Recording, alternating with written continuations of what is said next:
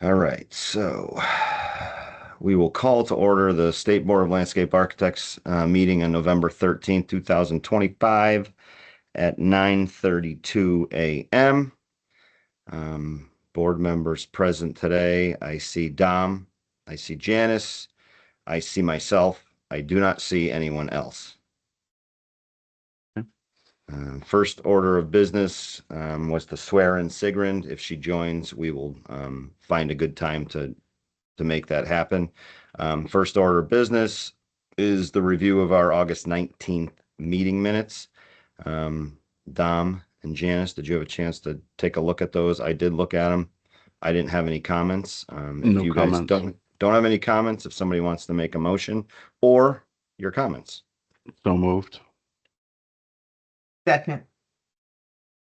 Okay, all in favor? Aye. Aye. Great. All right. Item number 2, comments or concerns of any person present today. I think at this moment, I see we have a fine dressed young gentleman in our call. I happen to know this young man. He works for SLR. He is an up and coming landscape designer at this point. But I would like to give him the floor for a minute or two to let us know why he's here. Good morning. My name is Sam Bushka. I am here today just to kind of get ahead of things. I was talking to Mark, and I had already started my CLARB journey, sitting for exams. And he said, "Oh, you should really come and say hey before you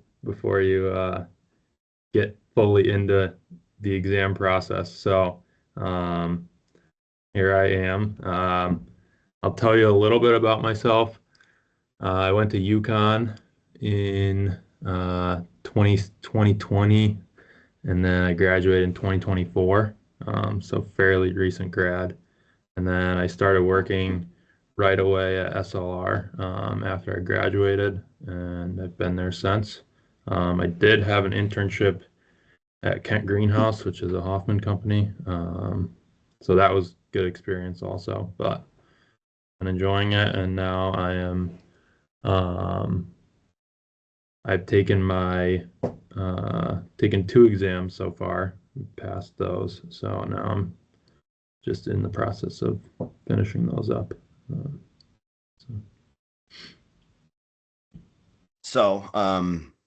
Yeah, when I heard that Sam had started taking the exam, it was my question to say, I explained to him that, how it sits currently with our regulation and our statute is you get your experience in your education, and then you come to the board and say, hey, I've got my education, I've got my 2 years of experience.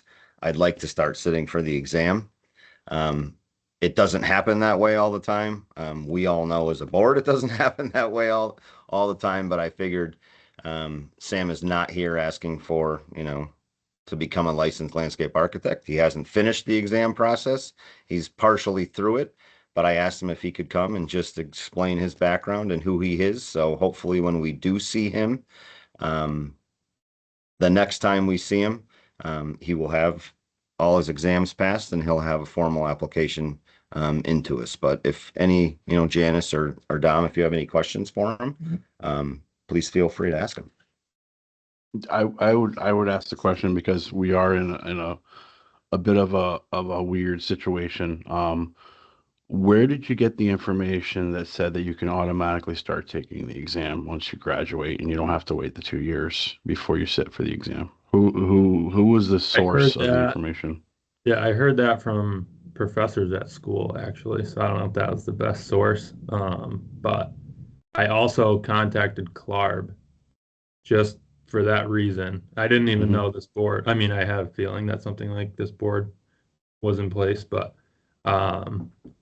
I contacted them, and I think on their website also it said something about Connecticut, just those general requirements. So, yeah.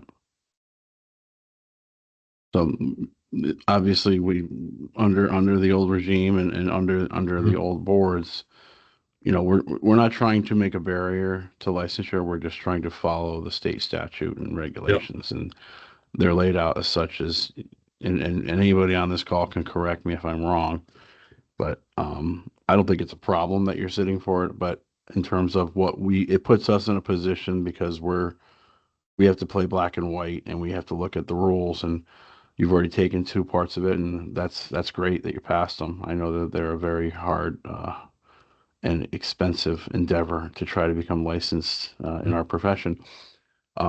My bigger concern is educating people and making sure they understand, that the rules are out there and we're trying to follow them as best as possible. So Right.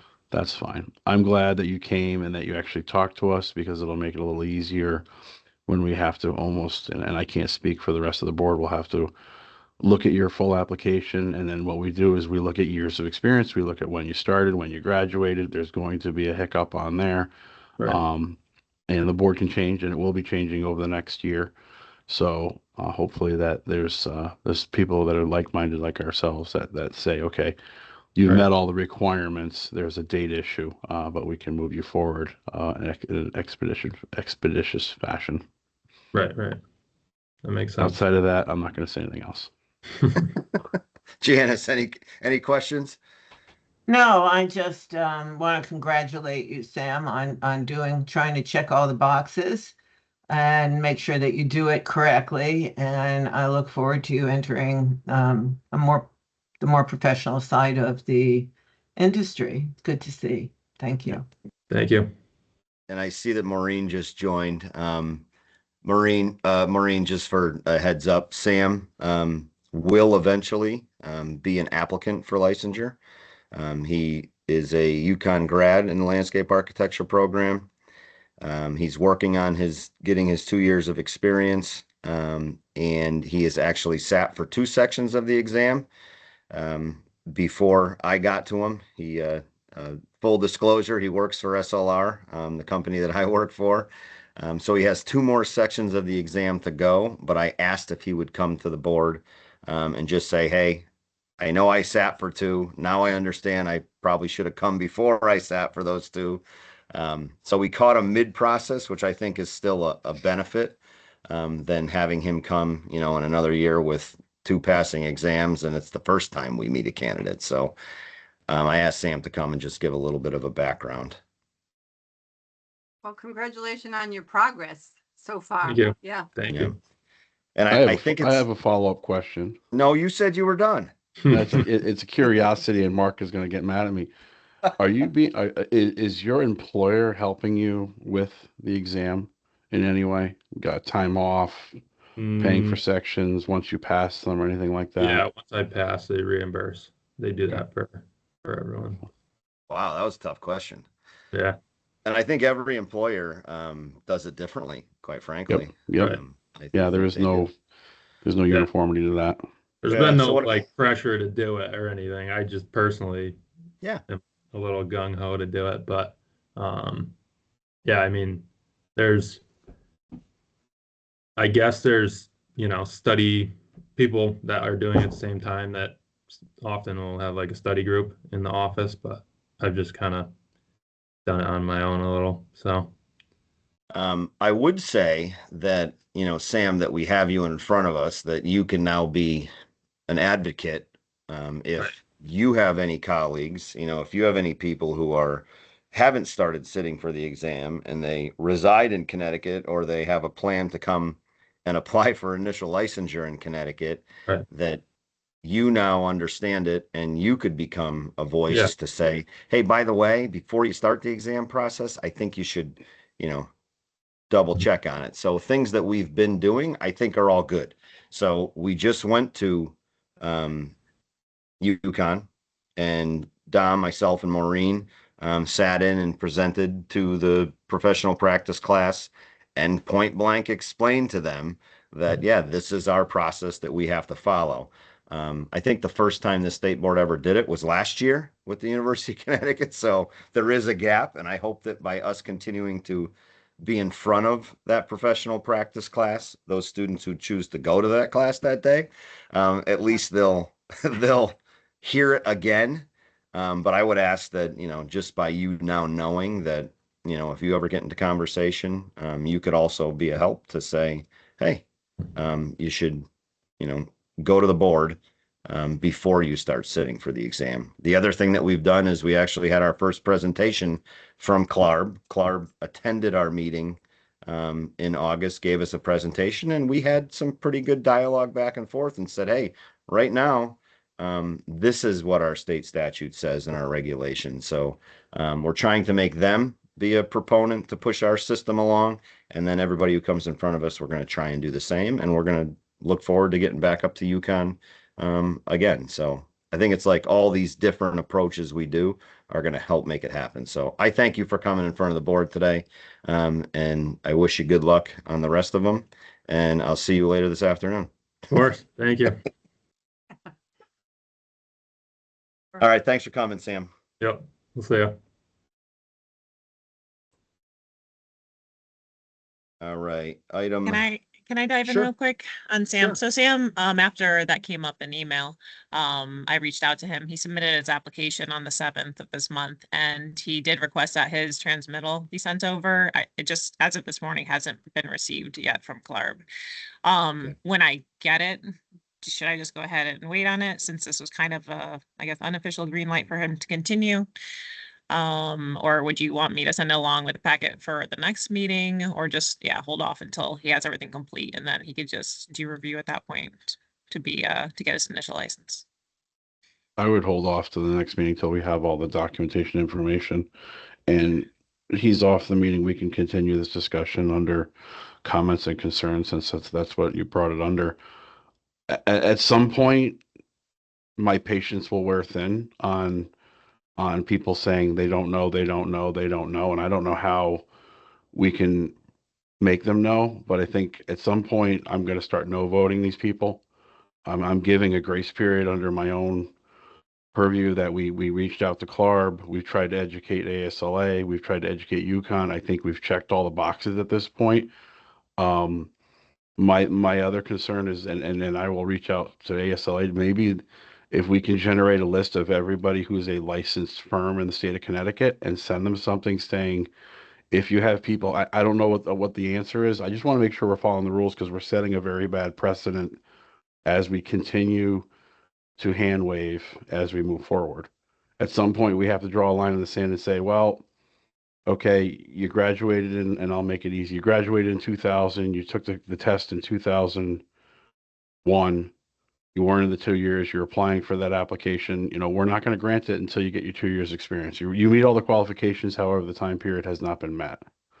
Something, I don't know. And maybe I'm being a little stickler, but I mean, we're washing or watering down the actual rules. I mean, you have someone who comes out of school, I want them to take the test as fast as they can. However, the 2 years under a licensed architect is experience they need to gain before they practice, and they could be a burden on life safety and welfare at that point. I'm not saying, and I'm not digging on him, Mark. I'm just saying, okay, they worked under Mark for a year and 2 days, or they haven't worked under Mark a year. They get their license. There's nothing that says that they don't quit and go out on their own and do something silly. That's the bare minimum qualifications in order to become licensed in the state of Connecticut, and we have to adhere to it at some point. And when that point is, I'm not sure. I don't think anyone's maliciously doing it. I'm just saying we need to follow the rules, black and white, that are stated in our law and regulation. I couldn't agree more. And we all know that until you have at least 2 years working, you don't know what you're doing. I mean, it takes that much time just to get cracking. Yeah, I completely understand the comments. One thing, and there are things that we could be doing. I don't think we've been the board that set the precedent. I think we're the board that's been dealing with it right now and trying to find a way. I think it was ignored for quite a while and just said, okay, if you have the 3 pillars, the 3 legs, the 3 E's, you've met your minimal competency. But I think there probably is still a gap that if we were to say at our next meeting, nope, we're not going to do it, that we've only been at UConn for 2 years, two classes, right? 2 years. Yep. We've gotten to touch 2 graduating classes. That's it.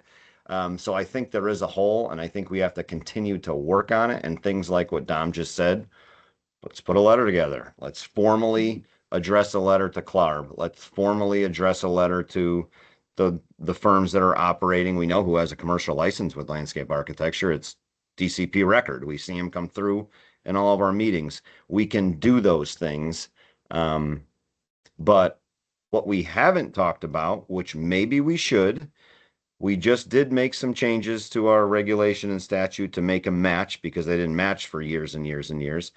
Maybe it's time that this board start talking about another edit and how we push that along. That do we want this burden, or should we really be more like other states? And this is for discussion that we can take up now. We can take it up in another meeting.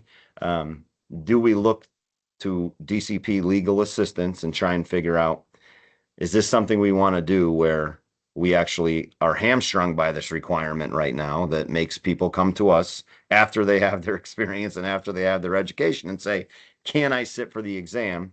Or does it make sense to try and start the process to say, I think we should think about changing it? And this is just my opinion. We never even had a straw poll to say, how does everybody feel about it? But we've never really had a discussion, and I think that it's okay to have that discussion. Yep. And I don't even know the process.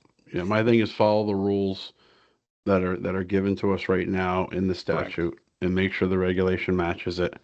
It doesn't mean we rewrite it. I think the big scare the other couple of years back or last year came from ASLA National, because we said that they could be experience underneath a civil engineer, which that's not the same experience. It has to be under a licensed landscape architect. Changing law is a Pandora's box, especially like, this year's a short session. Next year, if it was to go in as a long session, it's got a lot more. I have a little bit of experience in that portion of it. I do stand on some advisory committees for legislation, but it's all if and when and how you do it, and making sure we're garnering support from people outside of our profession, because it can get manipulated. And I think we've got legal on here. They probably are aware of it. It can go in there and it can get harpooned by anybody and anything if we're changing that. So I would recommend that's a long-term plan, and I think we could leave that up to people smarter than me. I just want to make sure we're meeting the goal of it. Like you said, these people renew their licenses, their corporate licenses. It could be some language that goes in there. Hey, you're renewing. Just as an aside, they have to have, by statute and regulation, they have to have the people on staff. We've got a couple today that we're going to be looking at that are applying for, and I think it's down on the bottom of the page, which I can't see right now. It can give a heads up. Hey, listen, just as an aside, it could be a paragraph that goes in there that reads, notice, if you're going to be bringing on new landscape architects to under first time, language. So it wouldn't be like we'd have to send out a special. And I think the biggest thing, that's why I asked him the question, was, where are you getting your information from? And it came from his professors, who obviously are in academia and they're stuck out there and get into this realm that if they believe it long enough, they think it's gospel. And also CLARB. I mean, he reached out to CLARB and said, yeah, you're good to go. Give us your money. We're good to go. Yeah.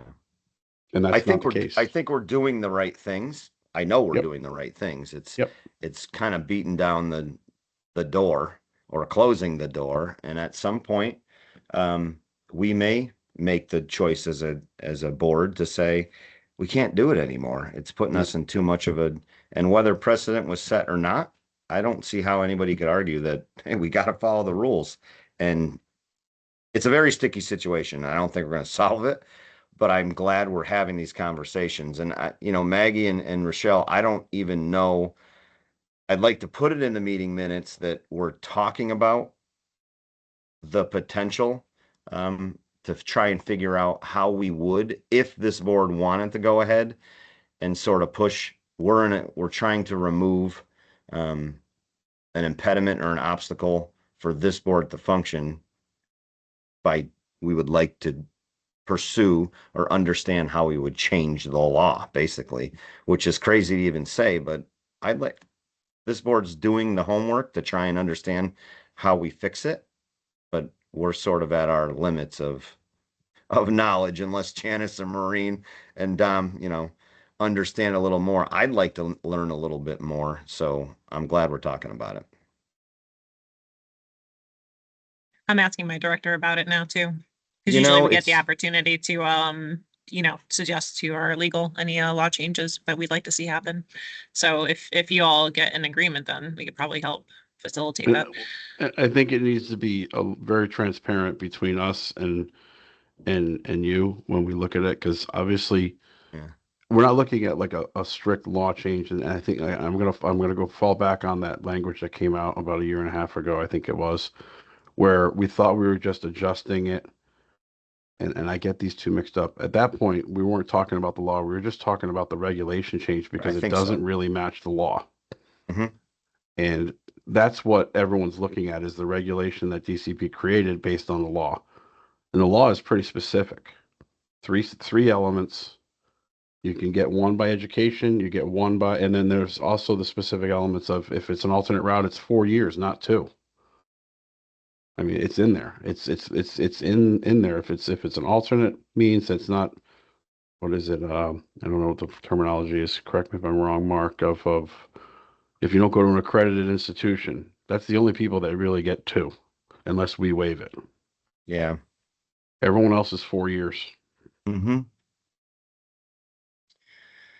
And then we also have to understand what is our power in terms of, if someone does come through, let's say we draw the line and say it's 2 years now. We've talked to 2 graduating classes in Connecticut. We've talked to CLARB. We say we go for another year. That covers everybody for a standard licensure at that point. We really need to understand the ifs and ends and how it can proceed. And there is a stipulation in there, because you really, especially with the alternates, they can someone can graduate with a degree in architecture, start taking the exam immediately. Or can they? They're really supposed to come to us before any of that stuff and say, am I qualified to sit for the exam? Yeah. And therein lies my dilemma, my own dilemma in terms of this. And also making sure the Pure LA is rewarded for the 2-year buffer that they're putting their time in, and then they're getting the third leg completed, and then we can bring them into the society of designing parks and streetscapes and everything else that we do. There's two things. One, maybe an easier thing. I know we were working on our website, the landscape architecture application page through DCP. I would almost, not joking, like to have a flashing beacon come up on the landscape architecture application page that says, according to, state statute and regulation, that, prior to sitting for the exam. I know we talked about this at one point. Yeah, I went and looked at, I get other licenses. So I went and looked at New York's, I've looked at Massachusetts, I've looked at South Carolina. They all have their own little, here's the qualifications. What was very telling is that gentleman, that candidate, didn't even know we existed. They thought CLARB runs the world. And for me, Yeah. I have a personal issue with that. The states regulate licensure, not CLARB. And that's my big, I know we want to work as a team with CLARB and other affiliates, but CLARB is not the be all end all. The state of Connecticut is, and that's our responsibility. And that was a little disenchanting, that he didn't even know. He kind of knew something exists, but CLARB tells me what to do. I don't think so. CLARB is not the be all end all in this situation. And I can attest to my board in Rhode Island, who I've talked to, and the board in New York, who I've had conversations with as well. We control the licensure, not CLARB. The tough part is too, anything we could put on our website or in our application, Sam, as an example, wouldn't have even seen until he was told to go ahead and do the application. So all those stopping points, unless someone goes and starts at CLARB's page and then they actually do continue on to ours, but that's not what's happening. Is there a way to modify, to add language? I thought there was, to our DCP webpage for our application. Yes, I can do both. But, obnoxious, big, bold letters. Yeah. And again, we can, but, do. and even, again, our CLARB's our portion of CLARB's website directs them to our webpage for landscape Yeah. architecture. But if Yeah. people aren't going that far because they're just using CLARB and CLARB's information on their website as kind of a one-stop shop, then they aren't getting as far as the stuff that we can control more. Yeah. Because, you know, It's one of the- CLARB's it's- website is kind of, you know, a same blueprint for all of the states. So you just yes to this, no to that, whatever. And that's the information contained. You can't really alter it too much more, I don't think. yeah. Does CALARB have direct contact with our state folks in DCP? Because Mm. I'm concerned that when we did ask them a question, Mhm. and Mark, correct me if I'm wrong, they're just grabbing the information from the regulation, not from, you know, they're not really researching laws. They're just saying, well, the state's told us this is what's out there. Yeah, but we have the ability to go in and edit, again, on CLARB's website for our portion, what we have answered how, if that makes any sense. They Yep. have all these different portions. I've looked through it and there's a ton of stuff that I don't know that goes well beyond, just kind of the basics, you know, that we have on our website. So it's a little, overwhelming, but we can edit it. And again, they should know they've been told multiple times. That we're not a green state, we're a yellow state. That's Yes. basically what it comes Yeah. down to. Yeah. Why don't, I'll make a suggestion. Why don't for our February meeting, we add a separate agenda item? And maybe, I can work with, Maggie and Rochelle to try and get somebody from, I don't know, legal or somebody, we can try and figure out who, so we can add an agenda item, so we can continue this discussion to Mhm. figure out, all the things we're doing, and if we want to push forward and understand what the changing of the statute might take, just to be prepared to say that we talked about it. But for instance, I mean, there's 4 of us on the call now, straw poll, no voting. Who would be in favor of applicant not putting that next step in the process, how it is now, but removing the step of having candidates come to us with their experience and their education, asking to sit for the exam? If that was not part of the Connecticut process, and we got applicants coming to us like we have now, that have all 3, and we're to review everything, would that, I'm just curious now, again, straw poll, is that something that you'd be in favor of, or do you like the way that we have it now, and we just have to find a way to enforce it and make it more known? I'm curious. Maureen? You're on mute.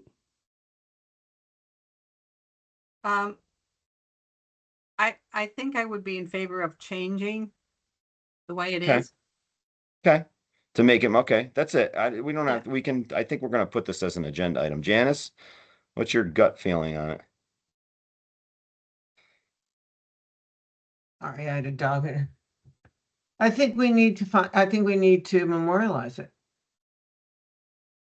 As in, you would be okay if our applicants started coming to us and it was the law, they wouldn't have to come to us before they sat for the exam. They could come to us with a nice, complete application, and we could review it with a past exam, their experience, and their education. As long as their experience is in line, I'm fine with that. Okay, Dom? I'm not against it. I'm more into the weeds because we have so many different alternates. So I would really want, if you go to an accredited landscape architecture school and you start taking the exam, and then I don't want to see you for 2 years. I don't want you trying to circumvent the 2 years. So I don't even want to see the application. You can start taking the exam. I don't want to see the application until you've met the requirements of the 2-year or the 4-year. And then if you're alternative, I think it has to have better definition. It's, we'll accept an Agreed. architecture, but and I don't want to see you for 4 years. You can take the exam, but I don't want to see you for 4 years. And then anything outside of that, if you haven't gone to an accredited architecture, engineering, and we have to define them because it's going to let in, once we open the door, it's going to let in a lot of other stuff. I don't have a problem with it. Yeah, just And that, there just are this, other yeah. there are other factors at work here too, because You know, it's opening the law is a sticky subject. So once you do it, you have to have a concrete way of the way you're going to do it, and it will, whatever we do ask for is going to change, because other interests that you don't even know about are going to see it and want to change things on it. So I'm just letting you into that Yeah. side of it.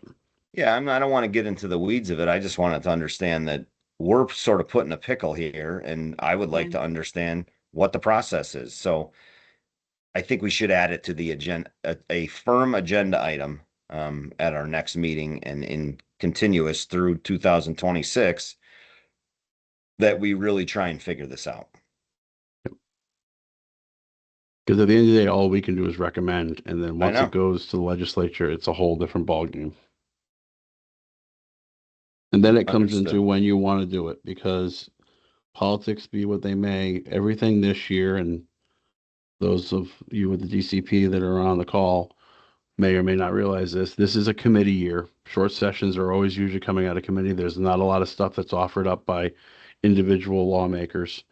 The long session, this would be ideal, but we're not ready for it. The long session is more when you can have stuff come out of left field, and it can have riders, and they're not called riders anymore, but they can have changes to it. It may not even make it out of committee at that point.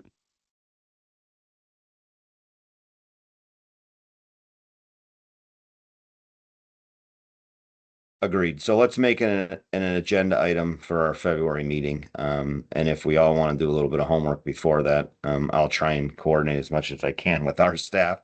But I have an extensive file of homework on this Yeah. subject. I'm Not for this specific reason, but just in general. all right. And I think it was okay to spend some time talking about this today because we actually don't have any applications to review.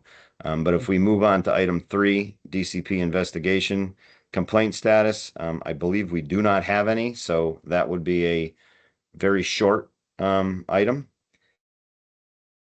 Item 4 was our Yukon visit, which was a topic of conversation a little earlier today, as one of the approaches to try and get the word out again on what our process is, that we are real people, and we do have a job to do as the board, but I'd be interested to see, Janice, you were missed somehow or not. We're gonna work around your schedule, I think, next time to make sure you can be there, just because I think you'll add so much to it.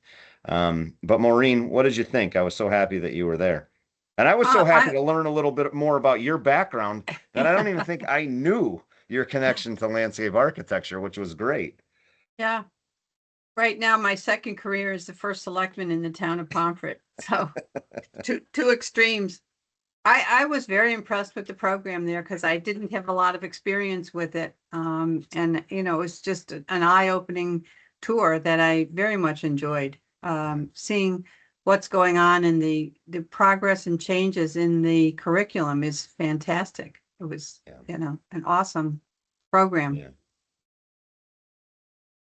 Dom, I think it was a little early in the morning for the students, though, for the professional Yeah. practice class. I'm not sure they were all 100% on board, but I think you did make a dent with them. Yeah. They did take in information. Dom? No, I think it was a good all around meeting up there. It's definitely night and day from the last time I visited up there. Yeah. A little bit of shock that I think they're on board to grow that division, and I think that they're on the right track. Yeah. Yeah, definitely. I look forward to the next time. And I've already had some communications on trying to figure out, is it worth it to go up in the spring again, just as a reminder and a reinforcement. So we'll see what happens with that one. Item 5, it looks like I moved Sam up by accident. I didn't even realize that one, but I think that was another good, I'm glad he came. I wish I got to him beforehand, but he understands it now. And I think we learned a little bit by talking to him. That's 5A. 5B, we only have applications for licensure in Connecticut that are already licensed in other jurisdictions. So, it's interesting to I had see. a protocol question on that. When these people apply, and I don't, it doesn't have to be answered today, but I'd like it answered.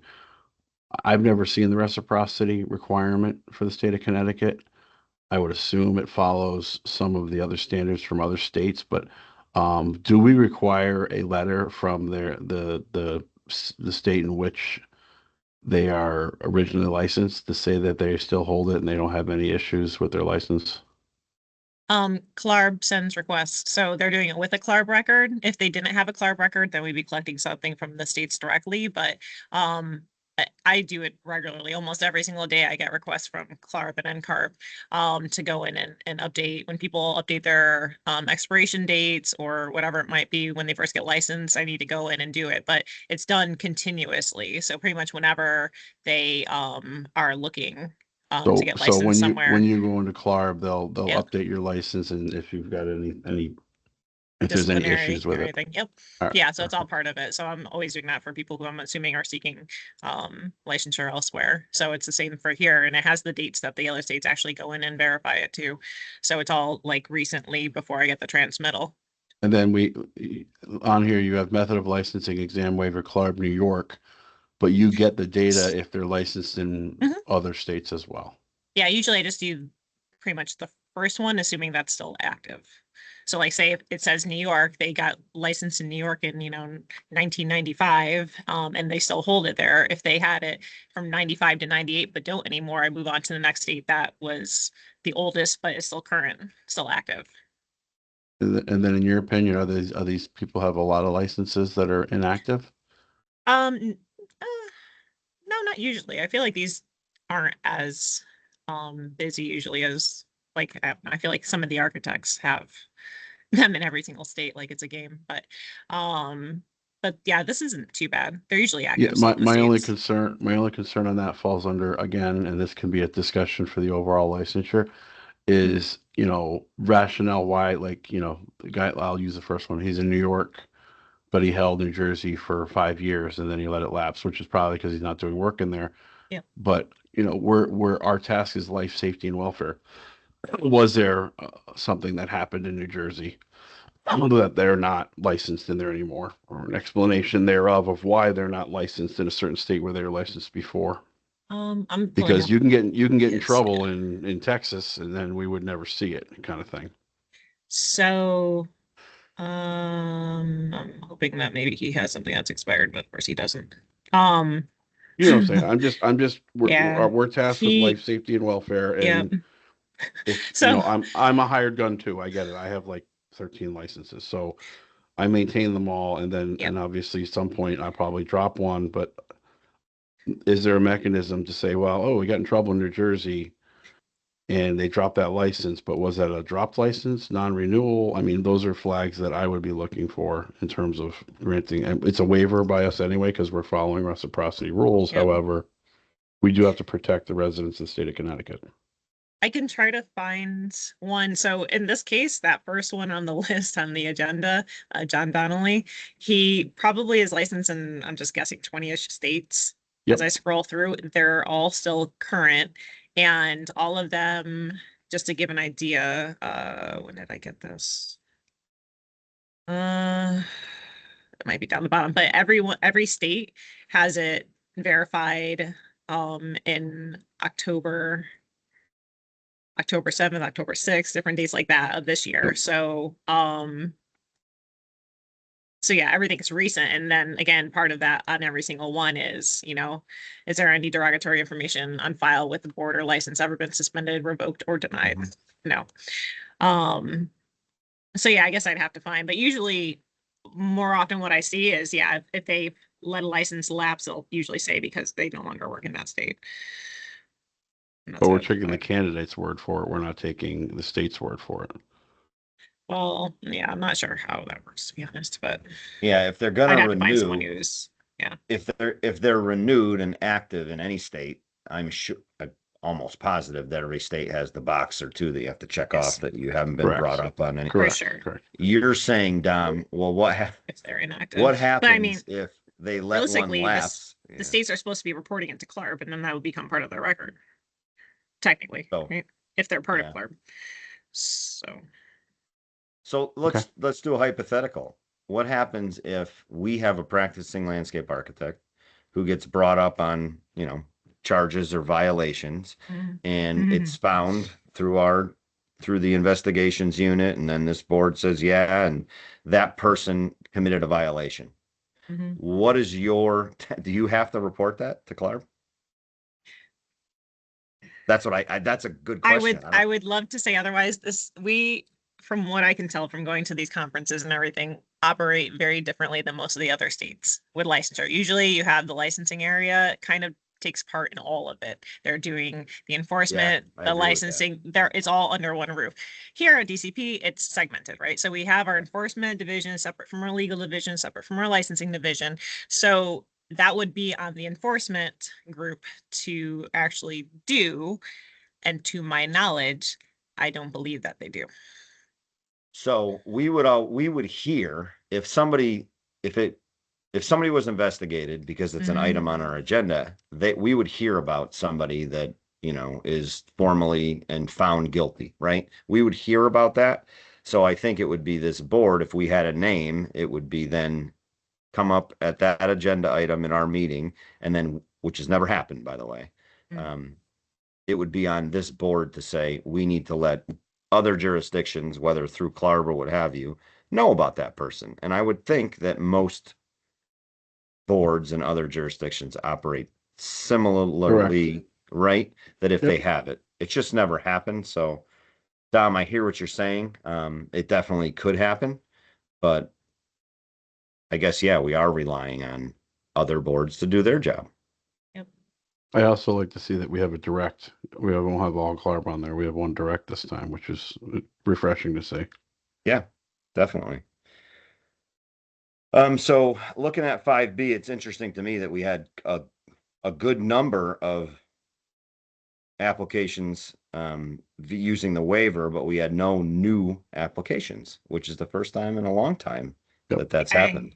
I have a handful that are all incomplete, Oh. unfortunately. So, well, that's actually good too. Thank you for thank you for spending the time and kicking them back. Yeah, I have, as of right now, granted, one came in today, one yesterday. Sam's was the 7th. Otherwise, I have 2 that are still hanging incomplete from that are older. So usually, I think that what happens is people submit the application and then I reach out to them and then they do the transmittal, or they do the application and the transmittal at the same time. And so there's a delay of maybe a couple of weeks while CLARB gets a record over to me. Question for you. Yeah. Those 2 applications that you said were incomplete, were they, have they passed the exam and this is the first time we're seeing them, or are they asking for permission to sit for the exam, or what? I'm just curious now. So all of these, I'm waiting for their CLARB transmittal, so I don't have those details, I don't think. Well, actually, hold on, let me see. There's even just the ones I looked at yesterday and today. One was previously licensed here, so I'm going to discount that one. They were outside the 3 years, so they submitted another application. Okay. So they've been licensed here before. And then the other one, I think, was just, they said that they were applying by reciprocity with their okay. CLARB. So no new ones. No, I don't think there were any by exam is how that would be worded. Yep. And actually, since we've talked to CLARB, if they continue to send us ones, then we're going to have to write a letter to them.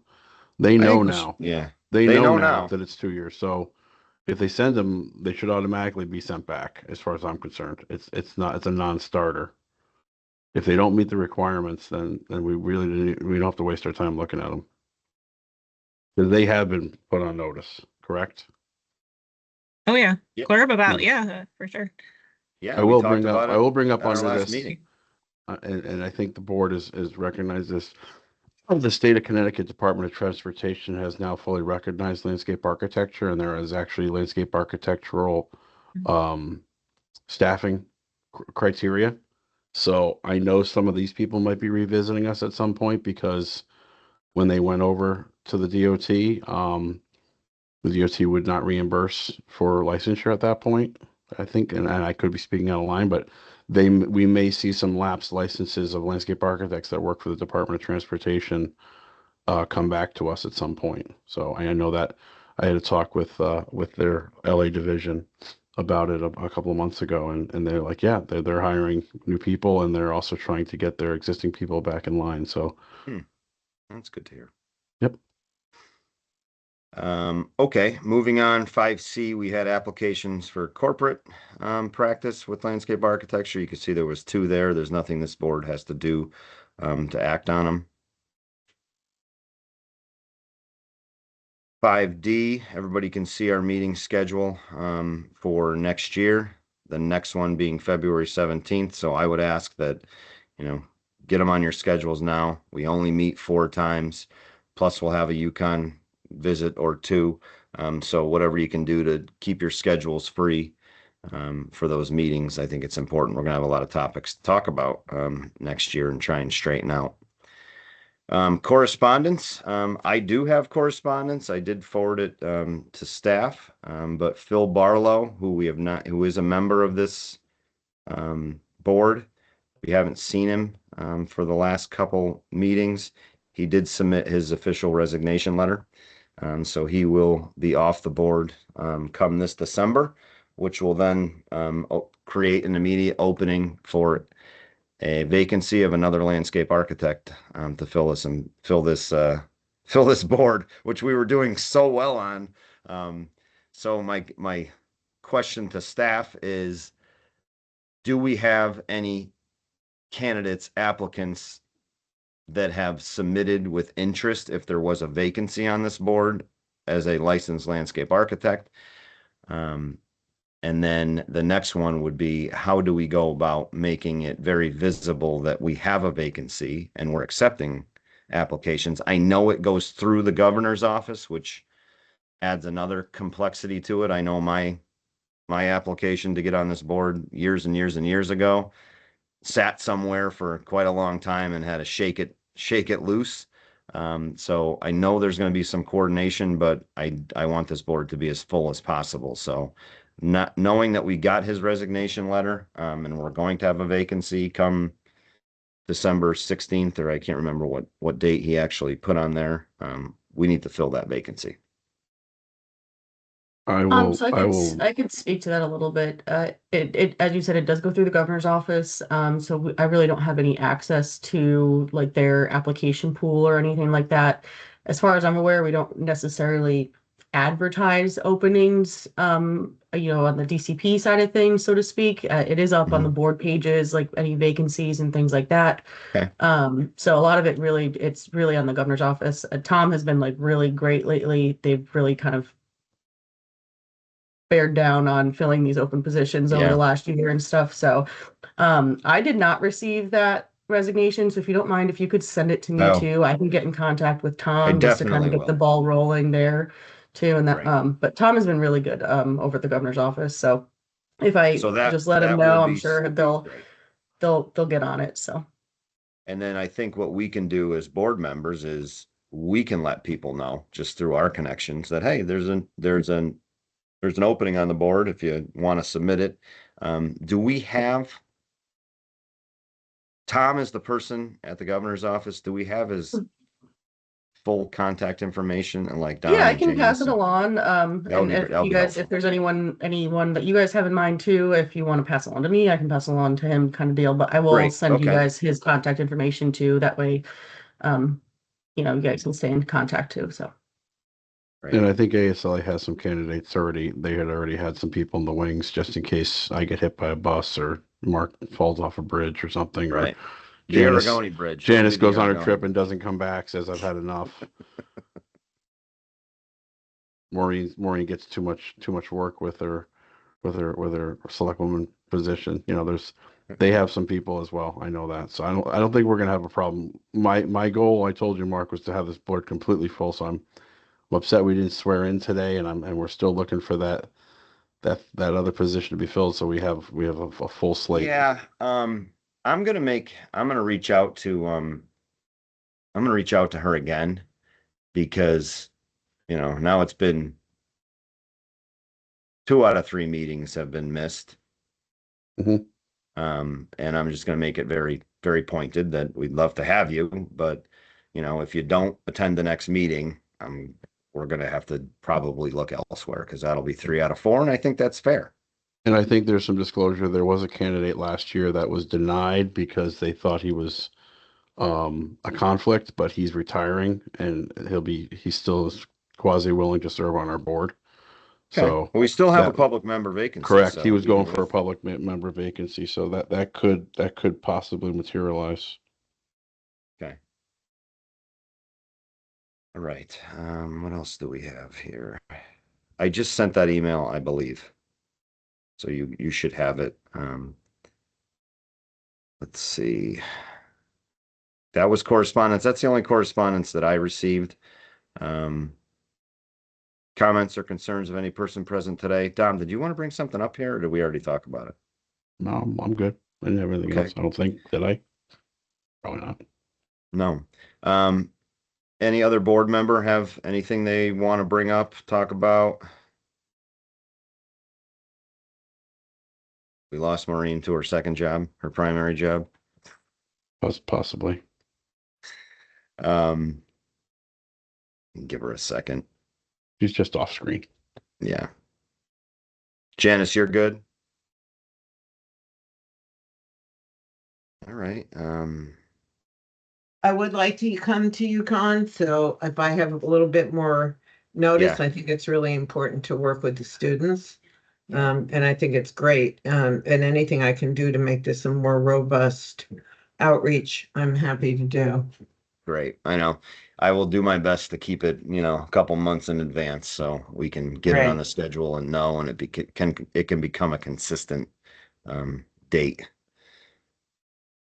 Did you All have, right. how many students were in attendance? So I think the class, their class is 22, I believe I heard, which is a big class. And I think we had, I don't know, 12, 13, 14 in the classroom, and then they had another 2 or 3 online. So she was a little disappointed. The professor was a little disappointed, but the ones that we got some good questions.